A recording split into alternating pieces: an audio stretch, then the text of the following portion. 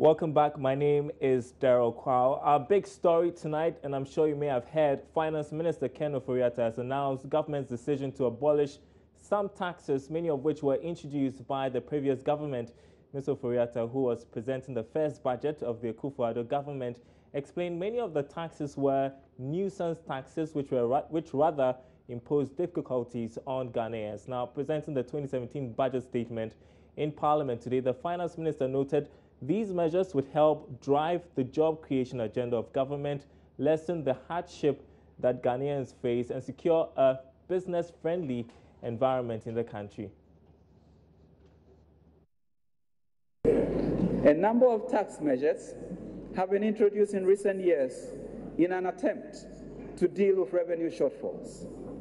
Some have proven to be nuisance taxes.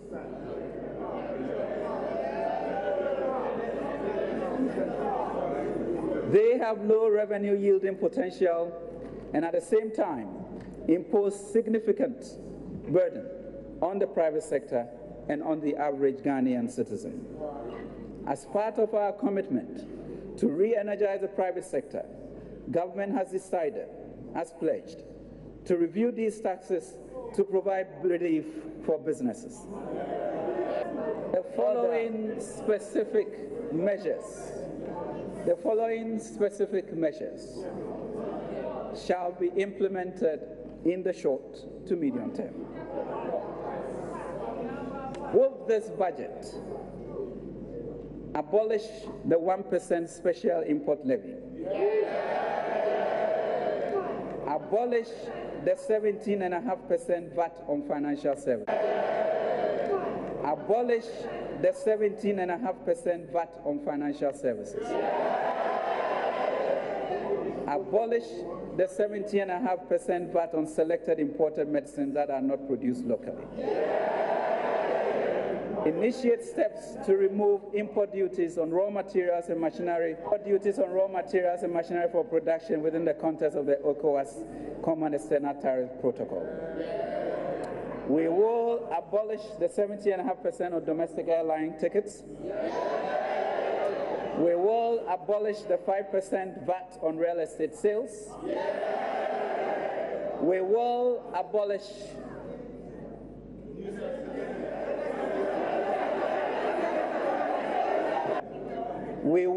abolish excise duty on petroleum. Mr. Speaker, we will reduce the special petroleum tax rate.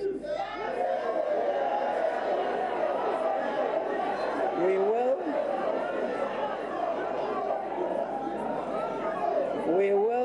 will reduce the special petroleum tax rate from 70.5% to 15%. Mr. Speaker,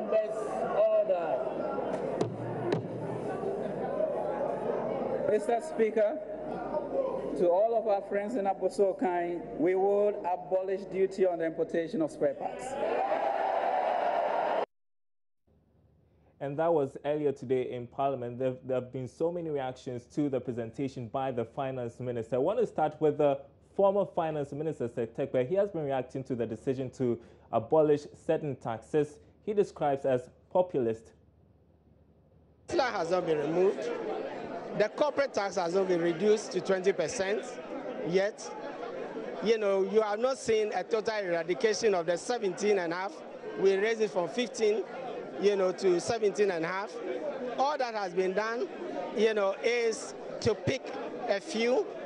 And I think the speech writers should have been a bit more careful also. There is no national tax on Kayaye. You know that this is a local government tax. So that was a mistake. There's no tax like that. I'm only laying the records. I'd like the Ghanaians to know that there is nothing like a national Kayaye tax. It is a local government, policy to impose those levies. If you want them to go, the right place is to go to the district assemblies. And the question is, if it's for Kayaye, is it for truck pushers? Is it for the porters? That class. And this is also one very important thing. we do not impose taxes only on account of revenue. We do impose taxes on account of efficiency and on account of equity.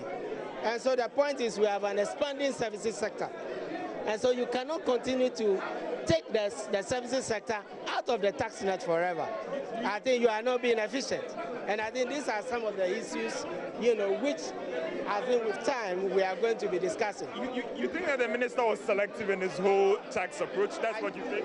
Well, that could have done better. That could be your conclusion. I just said that we have not seen. No, please, I just gave you the rendition that we have not seen a reduction in the corporate tax to 20%. We have not seen a removal of the ESNA. We have not seen a rollback of the additional 2.5% on the VAT across board. And there are issues also we need to be careful. For example, well, I understand you may want to pamper to say, spare parts dealers, but is Ghana going to be a source of smuggling where these spare parts are going to come to Ghana and then they will be seen across the border?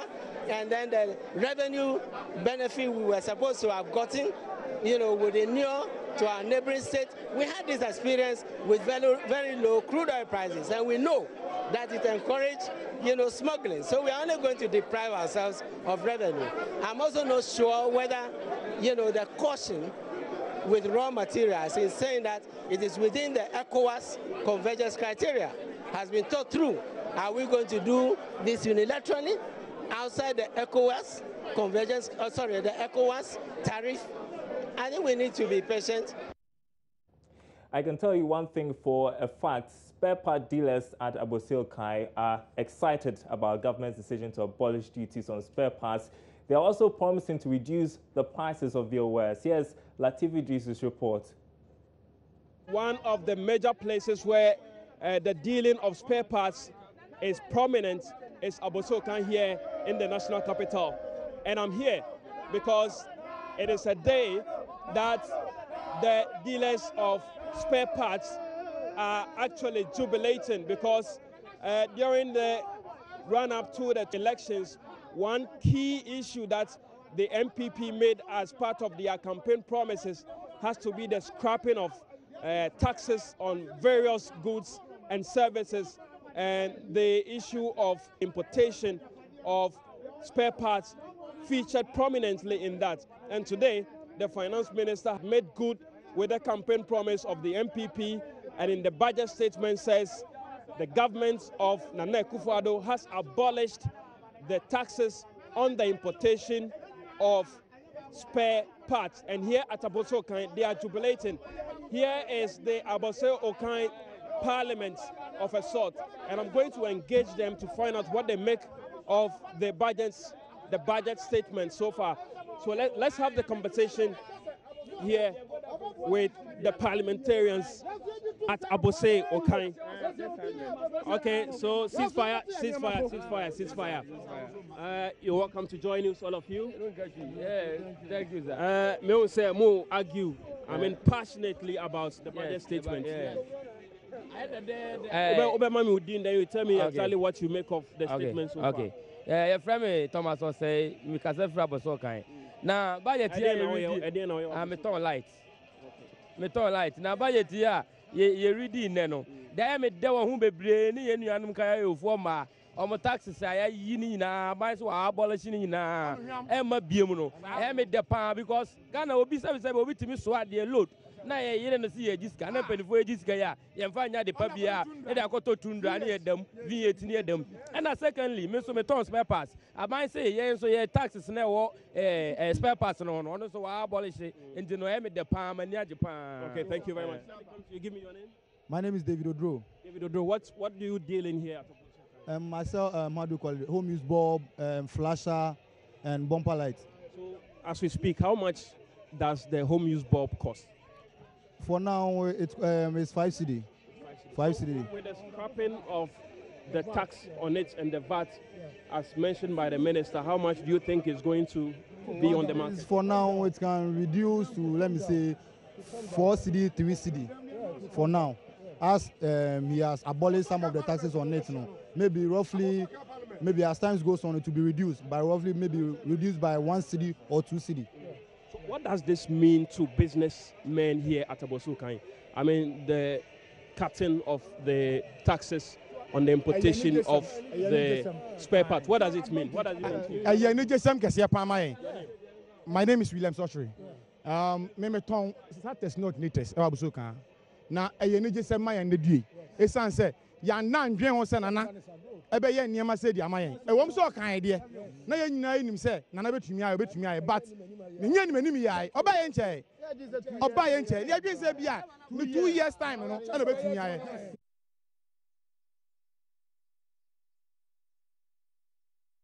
Latif Idris with those elated spare parts dealers. Let's turn focus to industries now because they have been pushing for tax reliefs.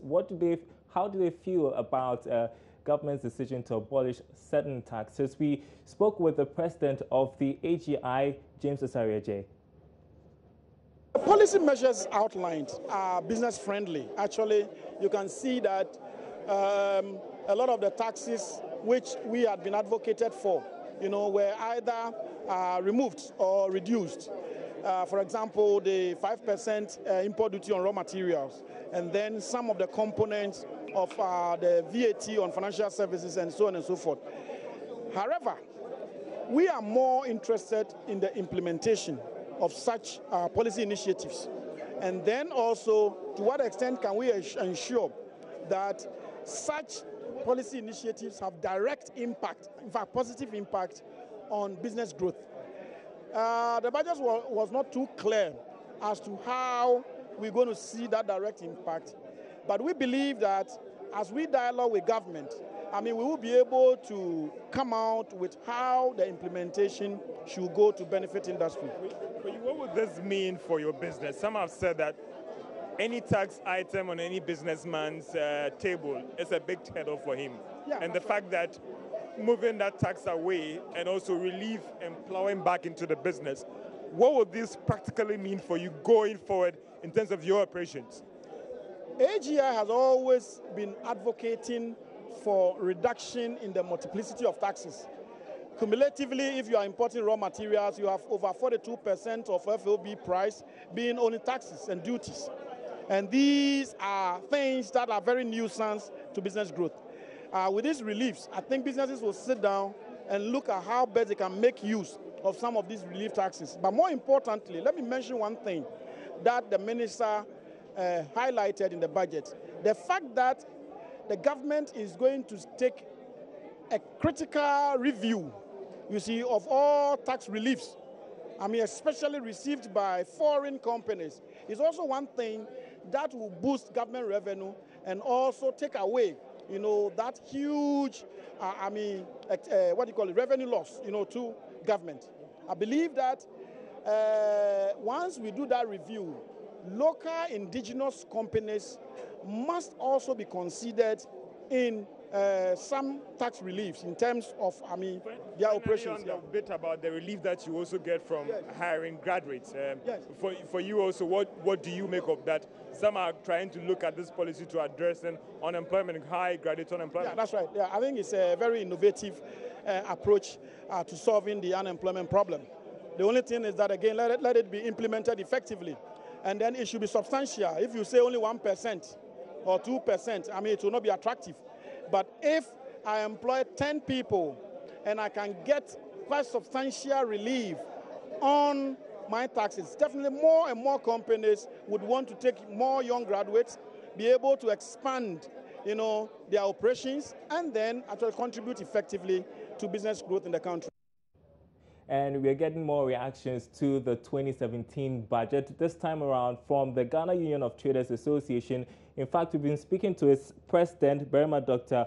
Ofori Ameya, who is asking traders to reduce their prices. This morning's budget that was read by the Minister of Finance, to us as traders, are very happy and comfortable with it, because it's actually brought into our agitations and negotiations that we were making with the previous government. And don't forget, last year, February, we came out of strike action against introduction of new taxes and excessive tax regime that was killing our businesses. Some of the taxes has to do with the 17.5 financial service charge, the 2% special, the 3% special tax, the VAT, which was actually cancelled, 3% flat rate, which was designed for the informal sector, that was cancelled and replaced by the 17.5% standard rate. We agitated on all these angles. And so if we hear through today's budget that these things have been taken care of, I mean, if we were requesting for something and that something had been given to you, you should be very happy, because initially it was a load that we couldn't carry on our head. But if somebody have been able to, help you off, carry the load down, I think it's, something that we must be very, very appreciative. What I will also plead on the trader's behalf is that we should also be responsible. We should not sit down and behave as if once the taxes are coming down, we should also have a commensurate, price reduction at certain levels, so that it could cushion the consumers. It could cushion the public, so that the public will also have an impact on the government policy of tax reduction. All right, so we've been telling you that some taxes have been reduced, others have been abolished. Now, this infographic you're about to see tells you which specific taxes have been reduced and those that have been abolished.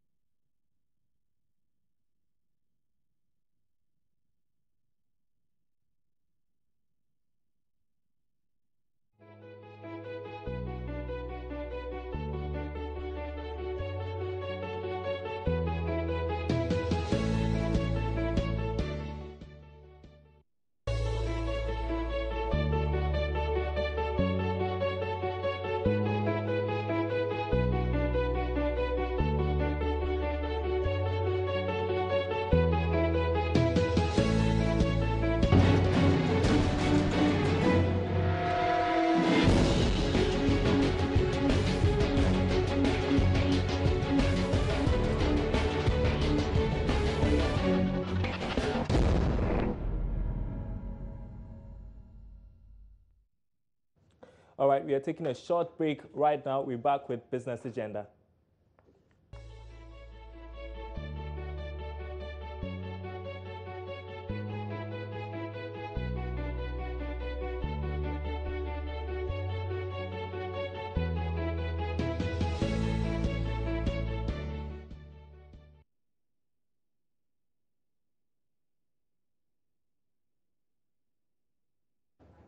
Welcome back to Business Agenda. Tonight, Kukuaban has a business agenda.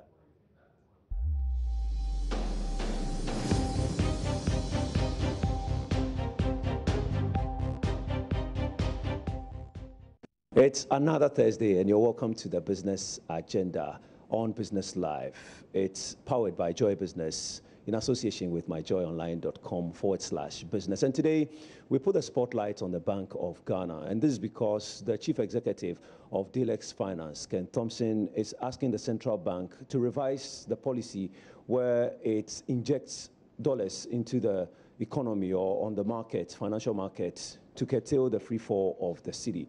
You'd recall that recently it released some $120 million onto the market. A development some of the industry watchers are saying did not yield the desired results.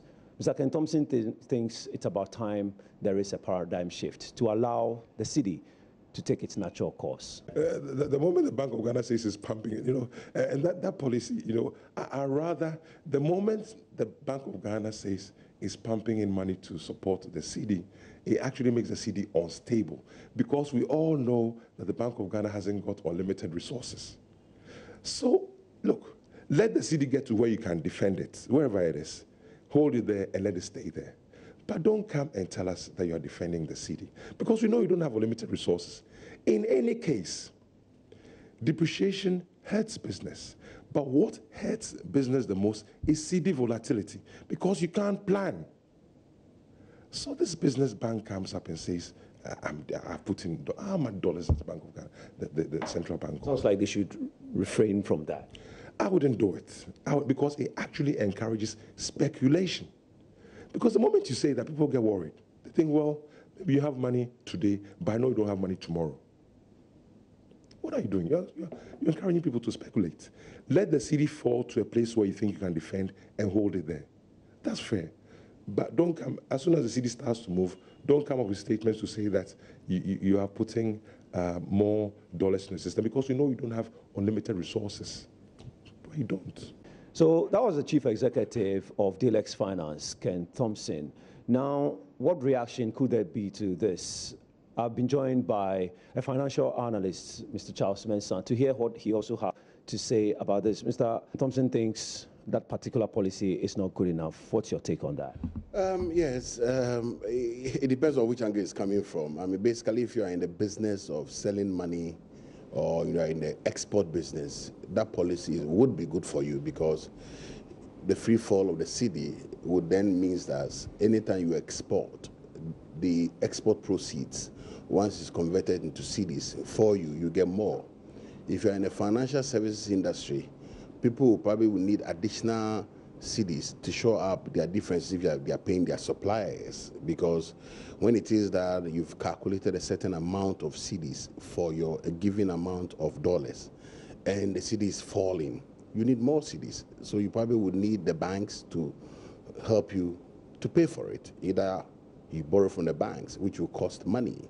If the banks themselves are also into the forex trading, yes, they'll earn exchange gain in that business. But even the other side of business, where you import largely most of your end product that you sell, as soon as the cedi is beginning to fall, you'll be worried, because you may have sold in cedis, you may have given your customers credit along the line, and the terms have not expired yet, and therefore the cedi is depreciating. You will need more cedis, and the profits that you've projected for yourself, you make a loss at the end of the day. The role of central banks naturally is to keep the financial system right. So you heard financial analyst Charles Mensah there. Do make a date with us next week for another edition of the Business Agenda. It is powered by Joy Business in association with myjoyonline.com/business.